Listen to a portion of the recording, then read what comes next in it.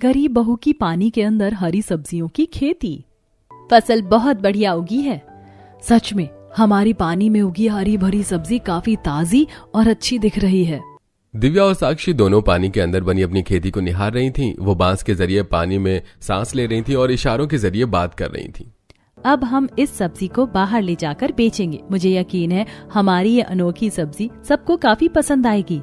सोचा नहीं था कि दिव्या का पानी में सब्जी उगाने का आइडिया इतना अच्छा परिणाम लेकर आएगा।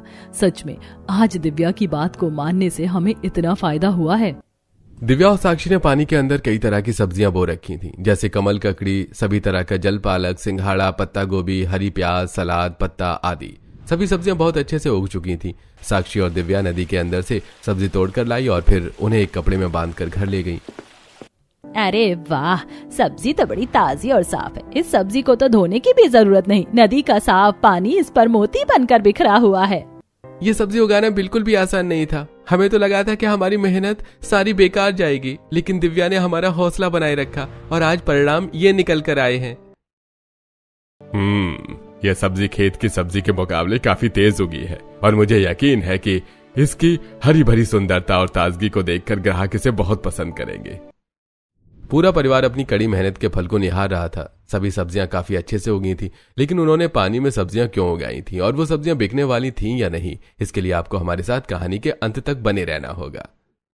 भैया, आज लगातार सूखा पड़ते हुए 15 दिन हो गए। इस कड़ी धूप में हमारा खेत बिल्कुल बंजर हो चुका है। ऐसा लग रहा है जैसे पत्थर पर हल चला रहा हूँ। पता नहीं सावन कब लगेगा। हमारी पूरी खेती उजड़ चुकी है। आशीष, हम सिर्फ इस पर निर्भर नहीं रह सकते। इस तरह तो हमारे घर में भूखमरी फैल जाएगी। हमें कुछ और सोचना पड़ेगा। दोनों भाई मुंह लटकाकर वापस घर लौट गए। उनके चेहरे की उदासी उनके परिवार का मन भी उदास हो गया। पूरे किसान परिवार को पता था कि यह उनकी काफी खराब समय चल रहा है। बारिश न होने की वजह से सारे खेत सूख गए थे, जो कि उनकी रोजी रोटी कमाने का एकमात्र साधन थे। खेत पर जाने से कोई फायदा नहीं है बेटा। जिस तरह की धूप रोज निकल रही है, ऐसी धूप में अच्छे अच्छे किसानों के खेत उजड़ जाते हैं। हम तो फिर भी गरीब किसान हैं। तो फिर हम क्या करें बाबा? इस तरह हाथ पे हाथ धर के तो नहीं बैठ सकते ना। इस तरह तो हमारे घर में खाने पीने के भी लाले होने लगेंगे। जब तक बारिश नहीं होती हम कुछ नहीं कर सकते हैं, क्योंकि बिना बारिश के पानी के हमारी खेती कभी अच्छी नहीं हो पाएगी। बारिश न होने की वजह से नदी का पानी भी बहुत नीचे जा चुका है और काफी गंदा भी है। ऐसे में हम उस पानी का इस्तेमाल नहीं कर सकते। हमें बहुत लंबा रास्ता तय करके सरकारी नल से कुछ मटकों में पानी भरकर लाना पड़ता है। इतनी दूर तक धूप में पैदल चलने से हमारी बुरी हालत हो जाती है। पूरा परिवार अब बढ़ती बेरोजगारी और पानी की कमी की वजह से काफी चिंता में आ गया था। उन्हें कहीं से भी कोई रास्ता मिलता हुआ नजर नहीं आ रहा था। इसी तरह कुछ दिन और तेज कड़ी धूप निकलती रही। वहीं गांव में हर किसान की आंखें आसमान को देखते हुए बारिश के लिए तरस रही थी। फिर अचानक एक दिन, अरे अचानक ही कितनी तेज हवा चलने लगी। बहू बाहर से कपड़े उतार कर लिया। लगता है बारिश आने वाली है। हर बार ये बादल आकर हमें धोखा देकर चले जाते हैं। हे भगवान, इस बार तो इन्हें जम के बरसा ही दे। माँ, इस बार तो बड़ी काली घटा घिर के आ रही है। मुझे यकीन है कि इस बार बादल बरसे बिना नहीं जाएंगे।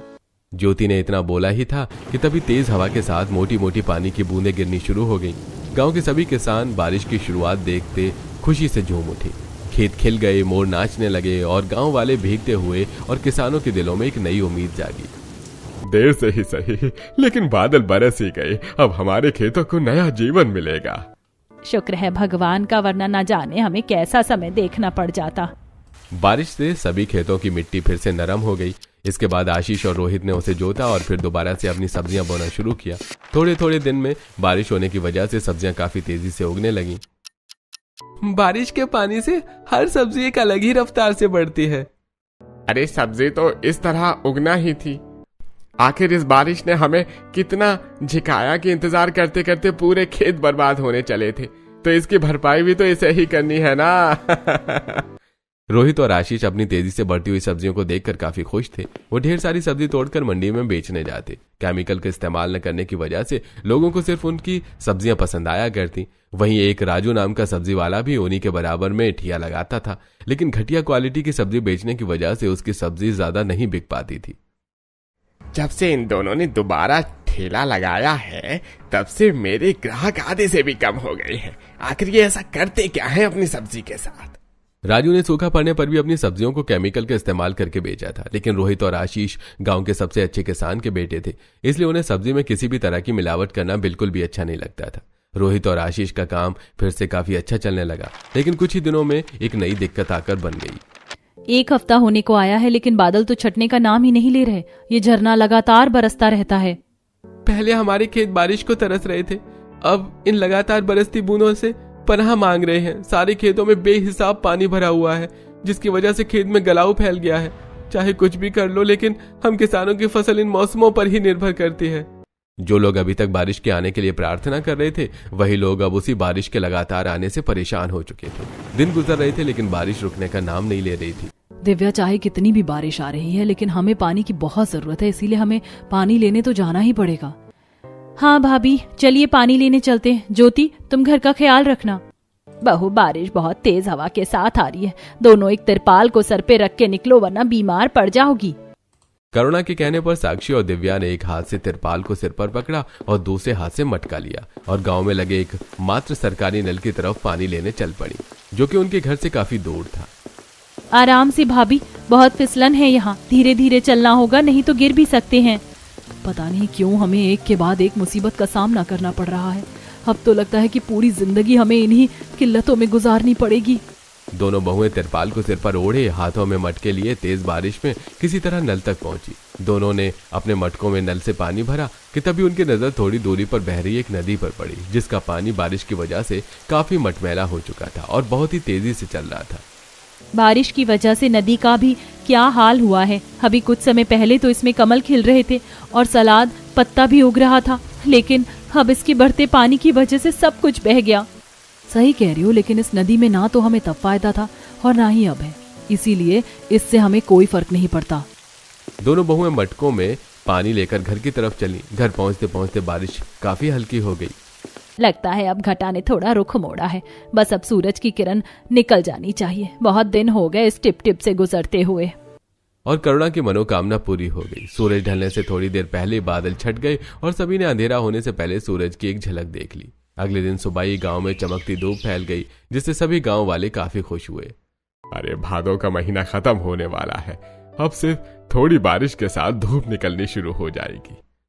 हाँ, फिर तो हमें खेत में दोबारा काम शुरू कर देना चाहिए। दोनों भाई बड़ी आस लगाए खेतों में पहुंचे। खेतों का पानी तो उतर चुका था, लेकिन अब लगातार गीला होने की वजह से उनमें जिद्दी कीड़े लग गए थे। जिस बात का डर था वही हुआ। खेत में सब तरफ ये ढीठ कीड़े फैल चुके हैं। अगर अभी दवा का इस्तेमाल भी किया तो भी कई दिन लग जाएंगे इन्हें हटने में। अरे भाई, हमने तो तुम्हें कई बार बोला कि खेती मजाक थोड़ी मिलावट करने लग जाओ। ज्यादा ईमानदारी और शुद्धता दिखाने से भी कोई फायदा नहीं है। हो गया ना खेत का सत्यानाश, अब भुगतो। अरे तुम अपना मुंह बंद रखो राजू। तुम्हारी तरह बेईमानी और धोखेधड़ी से काम नहीं करते हैं, ना हमने कभी किया है और नहीं है ऐसा हमसे हो पाएगा। हाँ, चाहे हमारी फसल उगने में कितना भी समय लगे, लेकिन हम कभी भी अपने काम में बेईमानी नहीं करेंगे। रोहित और आशीष की बात सुनकर राजू वहां से मुंह बनाकर चला गया। वहीं दोनों भाई खेत की वजह से निराश होकर वापस घर को लौट गए और फिर घर वालों को सारी बात बताई। हमारे लिए कब कुछ आसान हुआ है। शुरू से हमने ऐसी ही मुश्किलों का सामना किया है, लेकिन इस बार पहले सूखा पड़ा तो बाद में बादल बेहिसाब बरसा और दिक्कत सारी हमें उठानी पड़ रही है। अब क्या ही किया जा सकता है, अब तो सब कुछ सिर्फ भगवान के ऊपर है। सभी अपने मन में निराशा लेकर समय गुजारने लगे। अब दवा लगाने के बाद भी वो जिद्दी कीड़े खेत से नहीं हट रहे थे, जिससे फसल अच्छी न होने की वजह से अब किसान परिवार को खाने की दिक्कत भी होने लगी। वहीं दोनों बहुओं को पानी के लिए लंबा रास्ता तय करके रोज नल पर जाना पड़ता। ये प्रकृति भी अजीब है, कहाँ हमारी फसलें ख्याल रखने के बाद भी उजड़ी हुई थी और कहाँ इस नदी में बिना कुछ किए ही फूल खिल रहे हैं। कभी कभी इंसान के बिना कोशिश किए सब कुछ हो जाता है और कभी कभी लाख कोशिशें करने पर भी कुछ हासिल नहीं होता, और ऐसा तब होता है जब इंसान का बुरा समय चल रहा होता है। भाभी, जिस तरह ये कमल पानी में खिल रहे हैं, क्या हमारी सब्जी इस तरह नहीं उग सकती? दिव्या, ये कमल है, कीचड़ का फूल है तो ऐसे ही खिलता है, और सब्जियां अगर पानी में उग जाया करती तो खेतों को ज्यादा बारिश से कोई नुकसान नहीं होता। इसीलिए ज्यादा दिमाग मत चलाओ। मुझे पता है कि घर के हालातों से तुम्हारा मन काफी परेशान है। इतना कहकर साक्षी दिव्या को लेकर घर वापस आने लगी, लेकिन दिव्या के मन में नदी को देखते हुए एक आस जाग रही थी।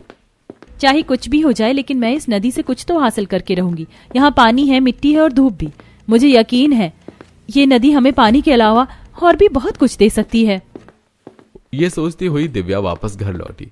उसके बाद कई दिन गुजरे और घर में सिर्फ तंगी के माहौल के अलावा और कुछ भी नहीं हो रहा था। यह सब देखकर दिव्या के मन में अभी भी नदी का ख्याल आने लगा और आखिर में दिव्या इसी उलझन में नदी के पास पहुंची।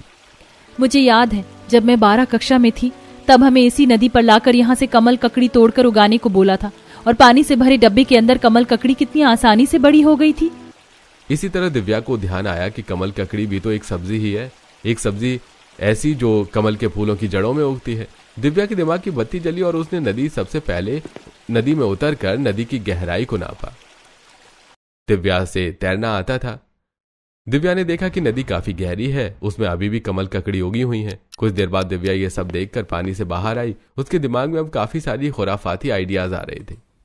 मुझे ये काम किसी को बताए बिना ही करना होगा, बस भगवान जी आप मेरा साथ देना। अगले दिन से ही दिव्या ने बाजार से कुछ पानी की सब्जी के बीज लिए और फिर नदी पर पहुंची।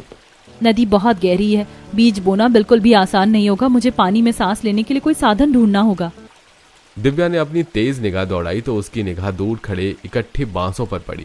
दिव्या ने वहां से एक लंबा बांस लिया और उसे मुंह में लेकर धीरे धीरे पानी में उतरी। बांस काफी लंबा था, जिससे दिव्या की नदी के अंदर उतरने के बाद भी उसका दूसरा छोर नदी से बाहर था। दिव्या ने बांस की मदद से पानी में सांस लेते हुए बीजों को बोना शुरू किया। नदी की जमीन काफी नरम थी, जिससे उसे बीज बोना ज्यादा मुश्किल नहीं पड़ा। दिव्या कुछ सब्जियों के बीज बोकर पानी से बाहर आ गई। ये काम काफी मुश्किल है, लेकिन अपने परिवार की खातिर मुझे ये करना ही होगा। दिव्या नदी में बीज बोकर वहां से चली गई। वहां खुशकिस्मती से अब कोई बारिश भी नहीं हो रही थी, जिससे नदी के पानी का स्तर और गति नहीं बढ़ी। कुछ दिन बाद दिव्या फिर से नदी के पास अपने बोए हुए बीजों को फल देखने आई। दोबारा उसी बांस को मुंह में लेकर वो पानी में उतरी और जो उसने नदी के अंदर देखा वो उसे देखकर हैरान रह गई। हे माता रानी, यहाँ तो कुछ ही समय में पौधे इतने बड़े हो चुके हैं, मुझे यकीन है कि बहुत जल्द इन पर सब्जियां भी आने लगेंगी।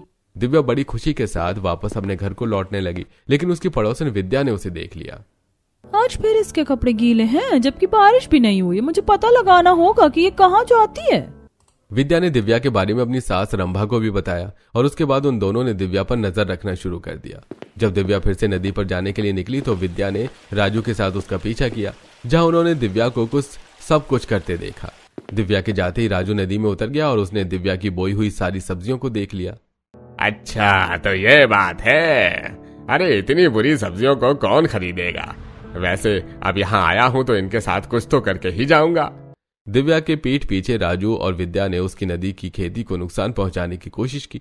वहीं कुछ दिन बाद दिव्या ने सभी को सब्जियों के बारे में बताया। क्या सच में तुमने नदी में सब्जियां उगाई हैं? मजाक करना बंद करो दिव्या, हमें तुम्हारी बातों पर जरा भी यकीन नहीं है। आप सभी एक बार चलकर तो देखिए, मैं सच बोल रही हूँ। दिव्या के लाख समझाने के बाद उसके ससुराल वाले नदी पर जाने के लिए राजी हो गए, जहां दिव्या फिर से नदी में उतरी और इस बार वो अपने बोई बीजों का फल ऊपर लेकर आई, जो कि उसकी हरी सब्जियां थी। वहां राजू और विद्या एक पेड़ के पीछे छुपकर उन्हें देख रही थी। अजय, आप तो कह रहे थे कि आपने उसकी सब्जियों को खराब कर दिया। ये सब्जियां तो बिल्कुल ठीक हैं। सच में आज दिव्या की बात को मानने से हमें इतना फायदा हुआ है।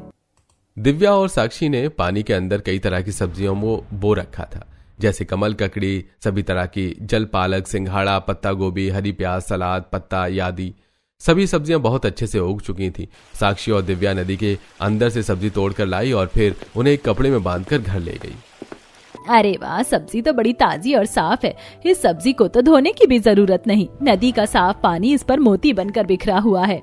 ये सब्जी उगना बिल्कुल भी आसान नहीं था। हमें तो लगा था कि हमारी सारी मेहनत बेकार हो जाएगी, लेकिन दिव्या ने हमारा हौसला बनाए रखा और आज परिणाम ये निकल कर आए हैं। यह सब्जी खेत की सब्जी के मुकाबले काफी अच्छी होगी है और मुझे यकीन है कि इसकी हरी भरी सुंदरता और ताजगी को देखकर ग्राहक इसे बहुत पसंद करेंगे। पूरा परिवार अपनी कड़ी मेहनत के फल को निहार रहा था। सभी सब्जियां काफी अच्छे से उगी थी। साक्षी और दिव्या ने खाने में आज अपनी पानी में उगाई सब्जियों को ही पका कर खाया, जिनके स्वाद ने सभी का मन जीत लिया। वहीं राजू और विद्या को अभी भी समझ में नहीं आ रहा था कि इतनी नमक की नदी में थैलियां फेंकने के बाद भी उनकी सब्जियां खराब क्यों नहीं हुई। दोनों बेटे अपनी हरी भरी पानी में उगी सब्जियों को लेकर मंडी बेचने चले गए, जहां अलग अलग प्रकार की सब्जी देखकर ग्राहक उनकी तरफ आकर्षित हुए। अरे भाई, ये कौन सी सब्जी है? इस सब्जी को तो पहले कभी नहीं देखा। आजकल तो वैसे भी खेतों की हालत अच्छी नहीं चल रही है, फिर आप सब्जी कहाँ से ला रहे हो? अरे भाई साहब, ये पानी में उगाई हुई सब्जी है। इस सब्जी का स्वाद काफी अच्छा है, आप एक बार ले जाकर देखिए। हमने भी इन्हें पकाकर खाया है। इसी तरह कई सारे ग्राहक उनसे उनकी हरी भरी सब्जियों को लेकर गए और पहले दिन उनकी सब्जी उनकी उम्मीद से भी ज्यादा बिक गई। भैया, आज हमारी सब्जियां अच्छे दामों पर बिकी हैं। बस इनका स्वाद भी लोगों को पसंद आ जाए, फिर तो हम यही सब्जियां बेचा करेंगे। अब खेत फिर से उभरना शुरू हो रहा था। पूरे किसान परिवार ने अपनी पूरी लगन और शिद्दत से अपनी नदी की खेती में काम किया और खूब सब्जियां उगाकर बेची। वहीं राजू और विद्या धड़ाधड़ नदी में नमक पलट रहे थे। कितनी कोशिश कर ली, लेकिन पता नहीं कि क्यों ये पानी की खेती उजड़ती नहीं। अरे कहीं ये खेती चमत्कारी तो नहीं, या फिर वो सब इनमें कोई चमत्कारी चीज डालते हो। हाँ, हमारी ये पानी में सब्जी की खेती चमत्कारी है। पीछे से दिव्या की आवाज सुनकर राजू और विद्या की आत्मा उनके शरीर से निकल गई। उन्हें विश्वास नहीं हो रहा था कि दिव्या ने उन्हें रंगे हाथों पकड़ लिया है। अब आप ये सब करना बंद करेंगे या फिर हम सारे गांव वालों को आपके बारे में जाकर बता दें? अरे नहीं दिव्या, किसी को इस बारे में मत बताना, वरना हमारी इज्जत पानी में मिल जाएगी। हाँ बिल्कुल, उस नमक की तरह जो आपने पानी में घोला था। राजू और विद्या दोनों दिव्या से माफी मांगते हुए वहां से तेजी से निकल गए। पीछे से साक्षी भी वहां पहुंची। इन बेवकूफों को ये भी पता नहीं कि नदी में नमक डालने से कोई फायदा नहीं, क्योंकि वो तो ऊपरी पानी में ही बह जाता है। ये खोज जमीन की खेती थोड़ी है जो नमक से खराब हो जाएगी। और बेहतर है कि हम उन्हें ये बात ना बताएं, उन्हें इसी तरह पागल बने ही छोड़ देते हैं।